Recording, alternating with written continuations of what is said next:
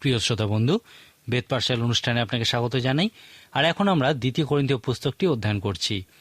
আপনার কাছে বাইবেল থাকলে 2 করিন্থীয় 8 ও 9 অধ্যায় খুলুন।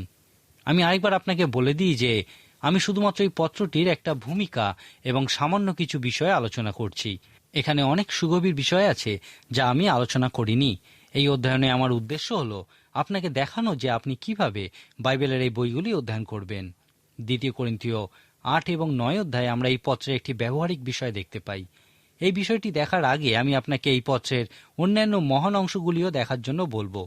যেমন এখানে একটা সুন্দর অংশ আছে যেখানে সাধু পৌল ব্যক্তিগত সম্পর্কের বিষয়ে আমাদেরকে বলেছেন। তিনি বলেছেন, আমি যদি তোমাদিওকে দুঃখিত করি তবে আমার আনন্দদায়ক কে? কেবল সেই যে আমার দ্বারা দুঃখিত হয়। আমার মনে হয় এখানে আমরা অনেক সুগভীর এবং ব্যবহারিক সত্য দেখতে পাই। আপনার বিবাহিত জীবনে ইহা ব্যবহার করুন, বিশেষ করে যদি আপনি অবসরপ্রাপ্ত হন। প্রায়শই কাজের জন্য যখন স্বামী বাড়ির বাইরে যান তা তার স্ত্রীর কাছে আশীর্বাদের বিষয় হয়, কিন্তু অবসর গ্রহণের পর যখন তারা দুইজন সবসময় এক জায়গায় থাকেন তখনই ইহাই তাদের কাছে একটা কঠিন পরীক্ষা স্বরূপ হয়। এখন চিন্তা করুন, যাকে আপনি ভালোবাসেন, যার সঙ্গে আপনি থাকেন, তাকে যদি আপনি দুঃখিত করেন, সে ছাড়া আর কে আপনাকে গড়ে তুলবে যাকে আপনি দুঃখিত করেছেন? এই পৃথিবীতে সেই হচ্ছে শেষ ব্যক্তি যাকে আপনি আঘাত দিতে পারেন, কারণ সে ছাড়া আপনাকে আর কে গড়ে তুলবে, যাকে সর্বদা আপনি আঘাত দিয়ে এসেছেন। 2 করিন্থীয় 6 অধ্যায়ের শেষে সাধু পৌল আমাদেরকে একটা সুন্দর অংশ দিয়েছেন যেখানে তিনি পৃথক থাকা, পূর্ব সংস্কার এবং বিভেদের বিষয় শিক্ষা দিয়েছেন। যাই হোক, এই বিভেদ বা পূর্ব সংস্কার বা পৃথকীকরণের ভিত্তি কিন্তু জাতি অথবা বিজাতীয় প্রেক্ষাপট বা সামাজিক অবস্থান নয়। এই ভিত্তি হলো বিশ্বাস। এই অংশে সাধু পৌল বলেছেন, তোমরা অবিশ্বাসীদের সহিত অসমভাবে জোয়ালিতে আবদ্ধ হইও না, কারণ একজন বিশ্বাসী এবং একজন অবিশ্বাসী সমান নয়। এরপর তিনি পুরাতন নিয়ম উদ্ধৃত করে বলেছেন, তোমরা তাহাদের মধ্য হইতে বাহির হইয়া আইসো এবং পৃথক হও, ইহা প্রভু কহিতেছেন, এবং অসুচি বস্তু স্পর্শ করিও না, তাতে আমি তোমাদিওকে গ্রহণ করিব এবং তোমাদের পিতা হইব ও তোমরা আমার পুত্রকন্যা হইবে। সাধু পৌল এখানে বলেছেন যে আমাদের এক অর্থে অবিশ্বাসীদের থেকে পৃথক থাকা উচিত। এখন আমরা জগৎ সংসার ছেড়ে বেরিয়ে আসতে পারি না, তাহলে আমরা কারুর কাছে পৌঁছাতে পারবো না।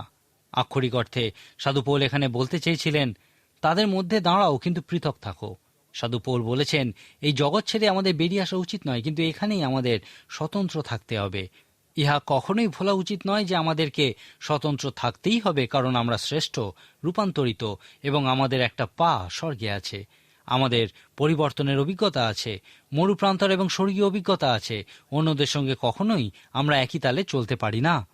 2 করিন্থীয় 8 ও 9 অধ্যায় দুইটি বাইবেলের দেওয়ান ও দানশীলতার বিষয়ে সব থেকে মহানতম অধ্যায়। এই বিষয়টি মোটেও জনপ্রিয় নয়। কোনো একজন প্রচারক ঠিক করেছিলেন যে তিনি কখনোই এই টাকা পয়সার বিষয়ে প্রচার করবেন না, কারণ তিনি শুনেছিলেন যে কোনো একটি পরিবারে স্বামী কিছুতেই গির্জায় যেত না। তারপর একদিন যখন তার পরিবার অনেক চেষ্টার পর তাকে গির্জায় নিয়ে গেছিল, সেই দিনই সেখানে দান দেওয়ার বিষয়ে প্রচার করা হয়েছিল। ফলে সেই ব্যক্তি বলেছিলেন, এরা শুধু আমাদের কাছে টাকা পয়সাই চায়। এরপর থেকে সেই ব্যক্তি আর কখনো গির্জায় যাননি। যাই হোক, পরবর্তী সময়ে সেই প্রচারক শিখেছিলেন যে একজন পালক রূপে তার লোকেদের আত্মিক উত্তমতা দেখাশোনার ভার তারই, এবং তিনি ইহাও শিখেছিলেন যে পবিত্র শাস্ত্র বলে কোনো মানুষের আত্মিক উন্নতির দেওয়ান পদ এবং দানশীলতার প্রতি বিশ্বস্ততা ও অবিশ্বস্ততার উপরেও নির্ভর করে। লূক 16 অধ্যায়ে যীশু খ্রিস্ট অসৎ দেওয়ানের উপমার মধ্যে দিয়ে শিক্ষা দিয়েছেন যে আপনি যদি এই বিষয়ে বিশ্বস্ত না হন তাহলে ঈশ্বর আপনাকে প্রকৃত সত্য ধনে আশীর্বাদ করবেন না। ঈশ্বর আপনার থেকে আত্মিক আশীর্বাদ তুলে নেবেন। আর যখন ইহা ঘটে তখন প্রত্যেক মণ্ডলীতে এই দানশীলতার বিষয়ে প্রচার করা উচিত। অনেক সময় মানুষ বিভিন্ন অশান্তিতে থাকেন। তার একটা কারণ হতে পারে যে তারা ঈশ্বরের জন্য সামান্য কিছুও দান করে না। এই রকম অবস্থায় দান করার বিষয় প্রচার করা খুবই প্রয়োজনীয়। এই দানশীলতার বিষয় প্রচার করার জন্য 2 করিন্থীয় 8 ও 9 অধ্যায়ের মতো মহান 2টি অধ্যায় আর খুঁজে পাওয়া যাবে না। সাধু পৌল সেই সমস্ত সাধু ব্যক্তিদের জন্য অর্থ সংগ্রহ করছিলেন যারা জেরুজালেমে খুবই কষ্টের মধ্যে ছিলেন। জেরুজালেম এবং জিহুদায় যারা কষ্টের মধ্যে ছিলেন তারা সকলেই ছিলেন জিহুদি বিশ্বাসী। সাধু পৌল যখন বিশ্বাসীদের ঘৃণা করতেন তখন এই মতো বিশ্বাসীদের উপরই সব থেকে বেশি অত্যাচার করেছিলেন। হয়তো এই বিষয়ে সাধু পৌলের মনে খুবই অপরাধবোধ ছিল, কারণ প্রায়শই তিনি এই বিষয়টা উল্লেখ করেছেন। জেরুজালেমে সেই কষ্টের মধ্যে থাকা সাধুদের প্রতি সাধু পৌল প্রকৃতই দয়া, মহান বোঝা অনুভব করতেন। আর সেই জন্যই তিনি তাদেরকে সাহায্য করতে চেয়েছিলেন। সাধু পৌলের সেবা কাজ প্রাথমিকভাবে পরজাতীয়দের প্রতিই ছিল। করিন্থ, ইফিসীয় এবং কলসিয়ার বিশ্বাসীরা পরজাতিই ছিল। সাধু পৌল সমস্ত অজিহুদি পৃথিবীতে একজন মহান প্রচারক ছিলেন, কিন্তু এই সমস্ত অজিহুদি পৃথিবীতে প্রচার করার সময় তিনি সেই জেরুসালেমে অত্যাচারিত জিহুদি সাধুদের জন্য প্রচুর দান সংগ্রহ করেছিলেন। তিনি করিন্থ থেকেও এই দান সংগ্রহ করতে চেয়েছিলেন। সেই জন্যেই এই 8 ও 9 অধ্যায় তিনি করিন্থীয়দের এই দান দেওয়ার বিষয়ে নির্দেশ দিয়েছিলেন। এই অধ্যায় 2টি সংক্ষেপে বর্ণনা করার আগে এই অধ্যায় 2টি আমি পড়তে চাই, কারণ এই সুগভীর অংশটি সাধু পৌলের রাজনৈতিক কৌশল এবং বিচক্ষণতা বিষয়ক উপহারের বর্ণনা করে। সাধু পৌলকে অনেকে মহান বিক্রেতা বলে। তিনি বিভিন্ন বিষয়ে মহান ছিলেন। তিনি করিন্থীয়দেরকে এই দানশীলতার বিষয়ে বলার সময় প্রকৃত মহান কূটনীতির প্রয়োগ করেছিলেন। তার এই পদ্ধতির বিষয়ে এই 2টি অধ্যায়ে বর্ণনা দেখতে পাওয়া যায়। আপনার নিশ্চয়ই মনে আছে যে আমি বলেছিলাম, সেই দাঙ্গার পর যখন তিনি ইফিস ত্যাগ করেছিলেন, তিনি সোজা ফিলিপিতে গেছিলেন, কারণ তিনি কষ্টের মধ্যে ছিলেন এবং ফিলিপি ছিল তার পছন্দের মণ্ডলী। এই ফিলিপিওরাই তাকে অবিরত সাহায্য করেছেন। সাধু পৌল করিন্থীয়দেরকে লিখেছিলেন, আমি অন্যান্য মণ্ডলীতে ডাকাতি করেছি যেন তোমাদের মধ্যে সেবা কাজ করতে পারি। এখানে তিনি বলতে চেয়েছিলেন যে তিনি ফিলিপিও মণ্ডলী থেকেই সাহায্য নিয়ে করিন্থীয় মণ্ডলীতে সেবা কাজ করেছেন। সাধু পৌল যে কোনো কাউকেই তার সেবা কাজের জন্য সাহায্য করতে দিতেন না। তিনি প্রথমে স্থির নিশ্চিত হতেন যে সেই ব্যক্তি আত্মিক কিনা, রূপান্তরিত হয়েছেন কিনা, তার একটা পা স্বর্গে আছে কিনা, এবং সে এই সমস্ত কিছু ঈশ্বরের ভালোবাসায় করছেন কিনা। সাধু পৌল নিশ্চিত হতে চাইতেন যে সেই ব্যক্তি ঈশ্বরের আরাধনার অংশরূপেই তাকে সেই দান দিচ্ছেন কিনা, অথবা তিনি তার থেকে কোনো রকম সাহায্যই নিতেন না। সাধু পৌল যখন করিন্থীয়, ইফিসীয় এবং থিসলনিকীয়দের মধ্যে সেবা কাজ করেছিলেন, তখন তিনি তাদের থেকে কোনো সাহায্য নেননি। যতক্ষণ না ফিলিপিওদের সাহায্য আসত, তিনি তাম্বু তৈরি করে তিনি নিজের ও তার সহকারীদের খরচ চালাতেন, কিন্তু এমন কারো সাহায্য নিতেন না যারা আত্মিক মানুষ নন। সেই ফিলিপি থেকে করিন্থীয়দের পত্র লেখার সময় সাধু পৌল করিন্থীয়দের কাছে সুন্দরভাবে ফিলিপিওদের দানশীলতার বিষয়টি তুলে ধরেছেন। সাধু পৌল বলেছেন, আমি চাই তোমরা জানো যে কিভাবে এই ফিলিপিওরা দান দেয়। আমি চাই তোমরা দানশীলতার বিষয়ে ফিলিপিওদের মতামত, উদ্দেশ্য এবং পদ্ধতির বিষয়ে জানো। এই জন্যই সাধু পৌল করিন্থীয়দের কাছে ফিলিপিওদের, যাদেরকে তিনি মাকিদনীয় ভাতৃগণও বলতেন, তাদের দানশীলতার বিষয়টি তুলে ধরেছেন। 2 করিন্থীয় 8 ও 9 অধ্যায়ে এই বিষয়ে সাধু পৌল বলেছেন, আর ভাতৃগণ, মাকিদনিয়া দেশস্থ মণ্ডলী সমূহে ঈশ্বরের যে অনুগ্রহ দত্ত হইয়াছে, তাহা আমরা তোমাদিওকে জ্ঞাত করিতেছি। ফলত ক্লেশরূপ মহাপরীক্ষার মধ্যেও তাহাদের আনন্দের উপচয় এবং অগাধ দীনতা তাহাদের দানশীলতারূপ ধনের উদ্দেশ্যে উপচিয়া পড়িয়াছে। কেননা আমি সাক্ষ্য দিতেছি যে তাহারা সাধ্য পর্যন্ত, বরং সাধ্যের অতিরিক্ত পরিমাণে স্বইচ্ছায় দান করিয়াছিল। বিস্তর অনুনয় সহকারে সেই অনুগ্রহের সম্বন্ধে এবং পবিত্রগণের পরিচর্যার সহভাগিতার সম্বন্ধে আমাদের কাছে অনুরোধ করিয়াছিল। ইহাতে তাহারা যে আমাদের আশামতো কর্ম করিল, কেবল তাহা নয়, বরং ঈশ্বরের ইচ্ছাক্রমে আপনাদিওকেই প্রথমে প্রভুর এবং আমাদের উদ্দেশ্যে প্রদান করিল। সেই জন্য আমরা তিতকে অনুরোধ করিলাম যেন তিনি পূর্বে যেমন আরম্ভ করিয়াছিলেন, তেমনি তোমাদের মধ্যে সেই অনুগ্রহ কার্য সমাপ্তও করেন। এরপর তিনি করিন্থীয়দের উদ্দেশ্যে বলেছেন, ভালো, তোমরা যেমন সর্ববিষয়ে উপচিয়া পড়িতেছ, বিশ্বাসে, বক্তৃতায়, জ্ঞানে, সর্বপ্রকার যত্নে এবং আমাদের প্রতি তোমাদের প্রেমে, তেমনি যেন এই অনুগ্রহ কার্যে উপচিয়া পড়ো। আমি আদেশস্বরূপে বলিতেছি না, কিন্তু অন্য লোকেদের যত্ন দ্বারা তোমাদেরও প্রেমের যথার্থতা পরীক্ষা করিতেছি। এরপর এই প্রসঙ্গে আমরা একটা মহান পদ দেখি, লেখা আছে, কেননা তোমরা আমাদের প্রভু যীশু খ্রিস্টের অনুগ্রহ জ্ঞাত আছো। তিনি ধনবান হইলেও তোমাদের নিমিত্ত দরিদ্র হইলেন, যেন তোমরা তাহার দারিদ্রতায় ধনবান হও। আর এই বিষয়ে আমার মত জানাইতেছি, কারণ তোমাদের পক্ষে ইহা মঙ্গলকর, যেহেতু তোমরা গত বছর হইতে কেবল কার্য করিতে নয়, কিন্তু ইচ্ছা করিতেও প্রথমে আরম্ভ করিয়াছ। আর এখন সেই কার্যও সমাপ্ত করো। যেমন ইচ্ছা করায় আগ্রহ ছিল, তদ্রূপ যাহার যাহা আছে তদনুসারে যেন সমাপ্তিও হয়। কেননা যদি আগ্রহ থাকে, তবে যাহার যাহা আছে তদনুসারে তাহা গ্রাহ্য হয়, যাহার যাহা নাই তদনুসারে নয়। কেননা এ কথা বলি না যে অন্য সকলের আরাম ও তোমাদের যেন ক্লেশ হয়, বরং সাম্যভাবে নিয়ম অনুসারে হোক। এই বর্তমান সময়ে তোমাদের উপচয় উহাদের অভাব পূর্ণ হোক, যেন আবার উহাদের উপচয় তোমাদের অভাব পূর্ণ হয়। এই রূপে যেন সাম্যভাব হয়। যেমন লেখা আছে, যে অধিক সংগ্রহ করিল তাহার অতিরিক্ত হইল না, এবং যে অল্প সংগ্রহ করিল তাহার অভাব হইল না। কিন্তু ঈশ্বরের ধন্যবাদ হোক, তিনি তিতের হৃদয়ে তোমাদের নিমিত্ত সেই প্রকার যত্ন প্রদান করিয়াছেন।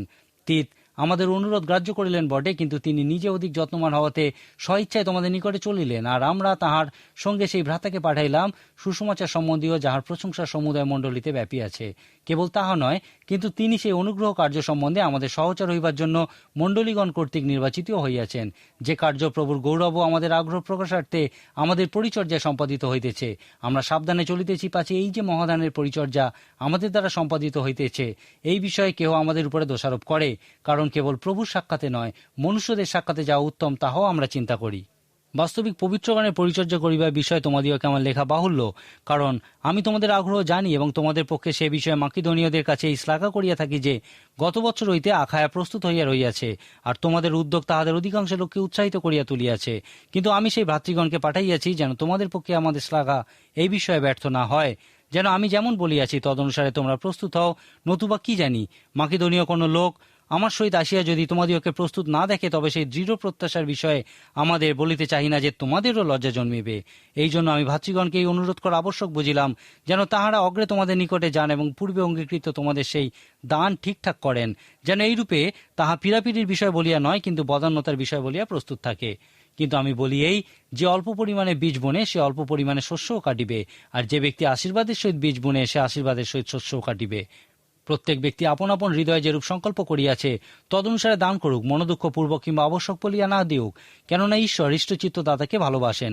আর ঈশ্বর তোমাদিওকে সর্বপ্রকার অনুগ্রহের উপচয় দিতে সমর্থ, যেন সর্ববিষয়ে সর্বদা সর্বপ্রকার প্রাচুর্য থাকায় তোমরা সর্বপ্রকার সৎকর্মের নিমিত্ত উপচিয়া পড়ো। আর যিনি বপনকারীকে বীজ ও আহারের জন্য খাদ্য যোগাইয়া থাকেন, তিনি তোমাদের বপনের বীজ যোগাইবেন এবং প্রচুর করিবেন, আর তোমাদের ধার্মিকতার ফল বৃদ্ধি করিবেন। এইরূপে তোমরা সর্বপ্রকার দানশীলতার নিমিত্তে সর্ববিষয়ে ধনবান হইবে। আর এই দানশীলতা আমাদের দ্বারা ঈশ্বরের প্রতি ধন্যবাদ সম্পন্ন করে, কেননা এই সেবারূপ পরিচর্যা কর্ম পবিত্রগণের অভাব পূর্ণ করিতেছে। কেবল তাহা নয়, বরং অনেকের ধন্যবাদের দ্বারা ঈশ্বরের উদ্দেশ্য উপচিয়া পড়িতেছে, কেননা তোমাদের এই পরিচর্যা ঘটিত পরীক্ষা সিদ্ধতা হেতু তারা ঈশ্বরের গৌরব করিতেছে। খ্রিস্টের সুসমাচারের প্রতি তোমাদের স্বীকৃত আজ্ঞাবহতা প্রযুক্ত এবং উহাদের প্রতি ও সকলের প্রতি সহভাগিতানুরূপ দানশীলতা প্রযুক্ত করিতেছে। এই অধ্যায় দুটির পদগুলি পড়ুন, এখান থেকে আপনি জানতে পারবেন যে কিভাবে ঈশ্বরকে আপনার দান দেওয়া উচিত। প্রিয় শ্রোতা বন্ধু, 2 করিন্থীয় পুস্তকের 8 ও 9 অধ্যায় দুইটি অধ্যয়ন করছি। এই দুইটি অধ্যায়ে সাধু পৌল তার পছন্দের মণ্ডলী সেই ফিলিপীয় মণ্ডলীর দানশীলতার বিষয়টি তুলে ধরেছেন, যেন তিনি সেই করিন্থীয় মণ্ডলীকে দানশীলতার বিষয়ে শিক্ষা দিতে পারেন। প্রথমত আমরা ফিলিপীয় বিশ্বাসীদের দান দেওয়ার গুণগত মানের বিষয় দেখেছি। সাধু পৌল বলেছেন, তাহারা যে আমাদের আশামতো কর্ম করিল কেবল তাহা নয়, বরং ঈশ্বরের ইচ্ছাক্রমে আপনাদিওকেই প্রথমে প্রভুর এবং আমাদের উদ্দেশ্যে প্রদান করিল। আমি আগেই বলেছি, সাধু পৌল কখনোই কোনো মানুষের কাছ থেকে দান নিতেন না, যতক্ষণ না পর্যন্ত তারা প্রত্যাশিত প্রয়োজনীয় বিষয় সকল পূর্ণ করত। ফিলিপীয়রা ঈশ্বরের ইচ্ছাক্রমে নিজেদেরকে প্রথমে ঈশ্বরের উদ্দেশ্যে দিয়েছিল এবং পরে তার উদ্দেশ্যে অথবা ঈশ্বরের পরবর্তী ইচ্ছা বা কাজের উদ্দেশ্যে দিয়েছিল। তারা নিজেদের ইচ্ছা বা সংকল্প নিজেদের সুবিধার জন্য অনুনয় বিনয় ত্যাগ করেছিল। সাধু পৌলের কাছে ইহাই ছিল খুবই গুরুত্বপূর্ণ বিষয়। সাধু পৌল কখনোই কাউকে কোনো কাজের জন্য বাধ্য করতেন না।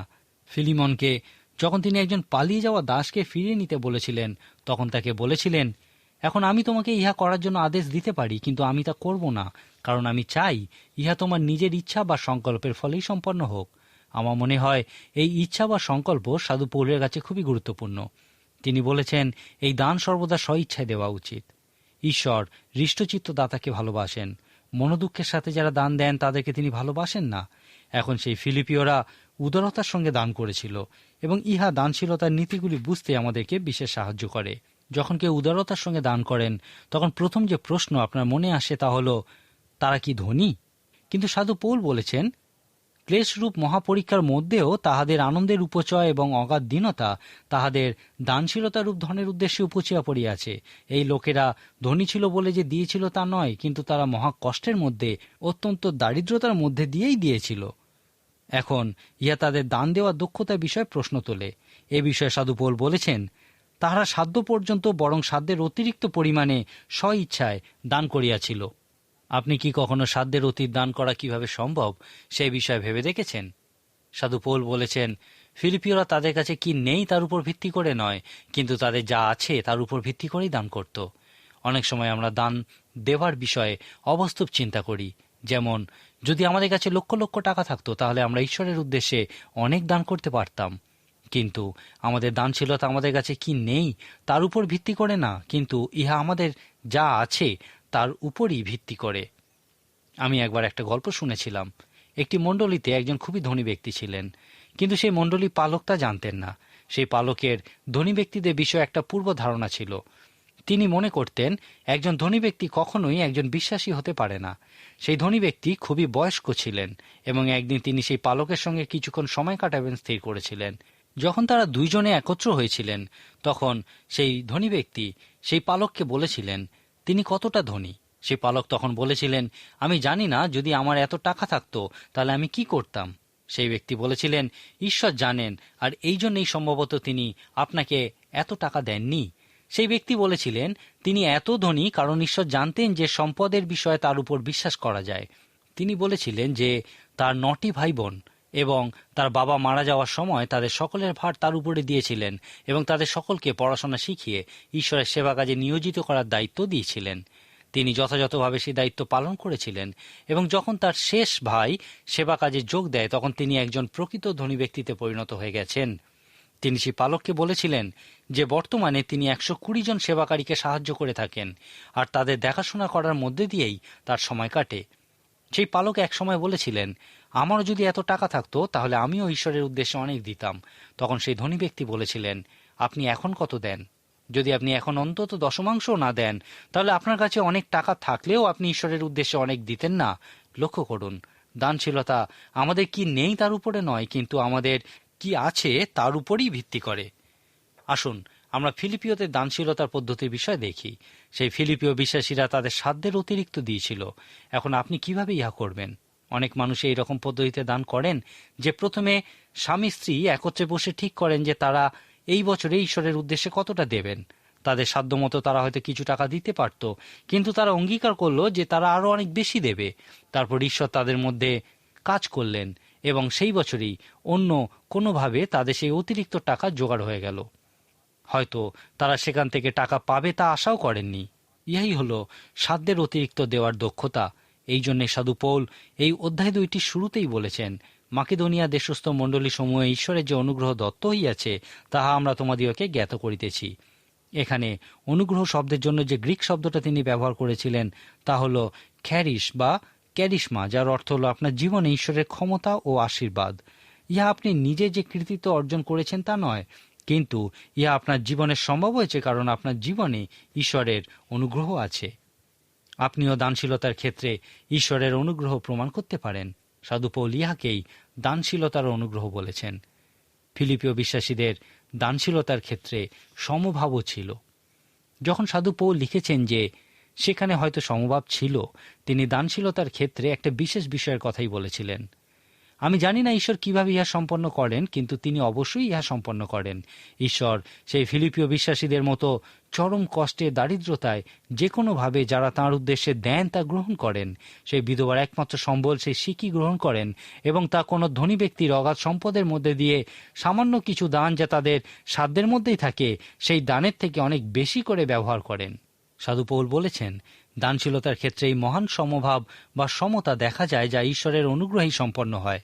দানশীলতা হল সমানুপাতিক বা সুসামঞ্জস্যপূর্ণ। প্রত্যেক মানুষেরই উচিত তার যা আছে সেই অনুপাতেই দেওয়া। পুরাতন নিয়মে দশমাংশ দেওয়ার ব্যবস্থা ছিল। ইহা শুধুমাত্র সমস্ত কিছুর দশমাংশের বিষয় বলে না, কিন্তু সমস্ত কিছুর প্রথম দশমাংশের বিষয় বলে। দশমাংশের ক্ষেত্রে ইহাই গুরুত্বপূর্ণ বিষয়। মালাকি ভাওবাদী মতানুযায়ী যদি দশমাংশ না দেওয়া হয় তার অর্থ হল ঈশ্বরের পয়সা চুরি করা। তারা এই দশমাংশ ছাড়াও দান দিত এবং তারপরেও তারা বলি উৎসর্গ করত।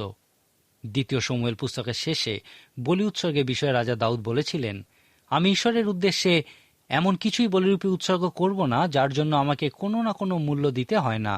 বলি উৎসর্গ হলো একটা সমানুপাতিক বিষয়। যদি 2 জন ব্যক্তি দশমাংশ দেন যার একজন খুবই ধনী এবং অন্যজন গরিব হয়, সেক্ষেত্রে ধনী ব্যক্তির দশমাংশ দিতে কোনো কষ্ট হয় না, কিন্তু সেই দরিদ্র ব্যক্তিকে খুব কষ্ট করেই দশমাংশ দিতে হয়। যাই হোক, যদি তারা 2 জন বলি উৎসর্গ করে সেক্ষেত্রে সেই ধনী ব্যক্তিকেও কিছু মূল্য দিতে হয়। এই বলি উৎসর্গের ক্ষেত্রে কিছু মূল্য দিতেই হবে, কিন্তু ইহা দানশীলতার বিষয়ে পুরাতন নিয়মের ব্যবস্থা। দানশীলতার বিষয়ে নতুন নিয়মের ধারণা হলো সমস্ত কিছু ঈশ্বরের এবং আমরা হচ্ছি ঈশ্বর প্রদত্ত সেই সমস্ত কিছু দেওয়ান। এই ক্ষেত্রে মূল বিষয়টা হলো যে একদিন হয়তো আমরা আর দেওয়ান থাকতে পারবো না। একদিন হয়তো আমাদের কাছে এই দেওয়ানি পদের হিসাব চাওয়া হবে।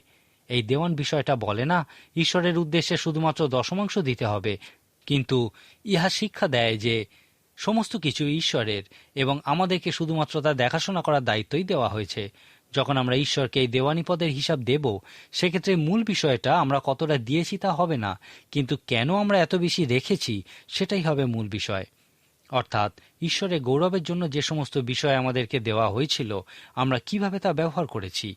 ফিলিপিয় বিশ্বাসীরা করিন্থীয়দের সামনে এই সমভাব বা সমতারই দানশীলতার নীতির একটি প্রতীকস্বরূপ হয়েছিল। ঈশ্বর এই যে সমভাব বা সমতার বিষয় বলেছেন, তা এইরকম, যদি আমরা আমাদের যা নেই তার ভিত্তিতে নয়, কিন্তু আমাদের যা আছে তার ভিত্তিতে যদি দান করি, তাহলে ঈশ্বর এই মহান সমতা আমাদের মধ্যে আনবেন। একজন বিখ্যাত প্রচারক যখন একটি ক্ষুদ্র মণ্ডলী গড়ে তুলছিলেন, তখন একদিন হঠাৎ একজন যুবক এসে তাকে একটা খুব সুন্দর পাখি মারা বন্দুক দিয়েছিল। সেই প্রচারক চিন্তা করেছিলেন যে সেই যুবক যেহেতু তাকে নয় কিন্তু ঈশ্বরের কাজের উদ্দেশ্যেই সেই বন্দুকটা দিয়েছে, সেই জন্য তিনি তা গ্রহণ করেছিলেন এবং সেটা একটা বন্দুক বিক্রেতার কাছে নিয়ে গিয়েছিলেন যেন তা বিক্রি করতে পারেন। সেই বন্দুক বিক্রেতা সেই প্রচারককে প্রশ্ন করেছিলেন যে আপনি কি প্রচার করেছিলেন যে কোনো মানুষ তার প্রিয় পাখি মারা বন্দুক পর্যন্ত দান করতে পারে। এর কিছুদিন পর তিনি একটি মণ্ডলীতে প্রচার করার জন্য আমন্ত্রিত হয়েছিলেন এবং যখন তিনি কি বিষয়ে প্রচার করবেন তা জানতে চেয়েছিলেন, তখন সেই বন্দুক বিক্রেতা, যিনি ওই মণ্ডলীর একজন প্রাচীন ছিলেন, বলেছিলেন, আপনি কিভাবে ওই পাখি মারা বন্দুকটি পেয়েছিলেন আমাদেরকে শুধুমাত্র তাই বলুন। সেই মণ্ডলীটি একটি মৃতপ্রায় পরিবেশের মধ্যে ছিল এবং তারা ওই জায়গা পরিবর্তনের কথা ভাবছিলেন। আর এই বিষয়ে ওই মণ্ডলীতে একটা দ্বন্দ্ব ছিল। তারপর তিনি প্রচার করার পর ওই মণ্ডলীতে একটা জাগরণের সৃষ্টি হয়েছিল। আমি বিশ্বাস করি ঈশ্বর কোনো মানুষের পাখি মারা বন্দুককেও মণ্ডলী গঠনের কাজে ব্যবহার করতে পারেন। তিনি কোনো ধনী ব্যক্তির প্রচুর দান, যার জন্য তাকে কোনো মূল্য দিতে হয় না, সেই দানের থেকে এই ছোট বন্দুককে অনেক বেশি করে ব্যবহার করেন। সাধু পৌল এই অর্থেই বলেছিলেন, তোমাদের যা কিছু আছে সেই অনুযায়ী দাও, যা নেই সেই অনুযায়ী দিও না। তারপর ঈশ্বর সেই মহান সমভাব বা সমতা আনয়ন করবেন। যদি আপনি দানশীলতার বিষয় প্রচার করতে চান বা এই বিষয়ে কোথাও শিক্ষা দিতে চান, তাহলে 2 করিন্থীয় 8 ও 9 অধ্যায় 2টি খুব মনোযোগের সঙ্গে অধ্যয়ন করুন। আপনি আবিষ্কার করবেন যে এই দানশীলতার বিষয়ে এই 2টি অধ্যায় ঈশ্বরের সমগ্র বাক্যের মধ্যে প্রকৃতই মহান ও চমৎকার। এই অধ্যায় 2টি লেখার মূল উদ্দেশ্য ছিল সাধু পৌল জেরুজালেমে কষ্টের মধ্যে থাকা বিশ্বাসীদের জন্য দান সংগ্রহ করতে চেষ্টা করছিলেন। তিনি করিন্থীয়দেরকে সেই মহান কাজ, জেরুজালেম ও জিহুদায় কষ্টপ্রাপ্ত বিশ্বাসীদের কষ্ট লাঘব করার কাজে প্রভাবিত করতে চেষ্টা করছিলেন। তাদেরকে দানশীলতার পক্ষে উৎসাহিত করার জন্য সাধু পৌল তাদের সামনে ফিলিপিয়দের দানশীলতার বিষয়টি তুলে ধরেছিলেন। তিনি বলেছিলেন, তোমরা করিন্থিয়েরা যদি ঈশ্বরের এই কাজের অংশ হতে চাও, তাহলে দানশীলতার এই নীতিগুলি তোমাদেরকে দেখাবে যে কিভাবে তোমরা দান দেওয়ার ক্ষেত্রে বিশ্বস্ত থাকতে পারো। এখন প্রশ্ন হলো, আপনি নিজের সম্বন্ধে কি চিন্তা করছেন? আপনি কি এই উপলব্ধি করেছেন যে আপনার যা কিছু আছে সেই সমস্তই ঈশ্বরের এবং আপনাকে শুধুমাত্র তা দেখাশোনা করার দায়িত্ব দেওয়া হয়েছে? আপনি কি ঈশ্বরের কাজে হৃষ্টচিত্তে দান করছেন? এই দানের জন্য আপনাকে কি কোনো মূল্য দিতে হয়েছে? যদি আপনার কাছে অনেক না থাকে, তার কারণ হতে পারে যে হয়তো ঈশ্বর অনেক বেশির ক্ষেত্রে আপনাকে বিশ্বাস করতে পারেন না। অতএব আপনার যা আছে সেই সমস্ত কিছুর ক্ষেত্রে বিশ্বস্ত থাকুন এবং ঈশ্বর প্রতিজ্ঞা করছেন যে তিনি আপনাকে অবশ্যই আশীর্বাদ করবেন। আজকের মতো অনুষ্ঠান শেষ করার আগে আমি আপনাকে আবার বলতে চাই যে ঈশ্বরের বাক্য অধ্যয়ন করুন। ইহা আপনার যা আছে সেই সমস্তের সঙ্গে কিভাবে বিশ্বস্ত থাকা যায় তা শিক্ষা দেবে। আজকের মতো তাহলে এখানেই শেষ করি। আগামী অনুষ্ঠানে আপনি অবশ্যই আমাদের সঙ্গে উপস্থিত থাকুন। ঈশ্বর আপনার মঙ্গল করুন।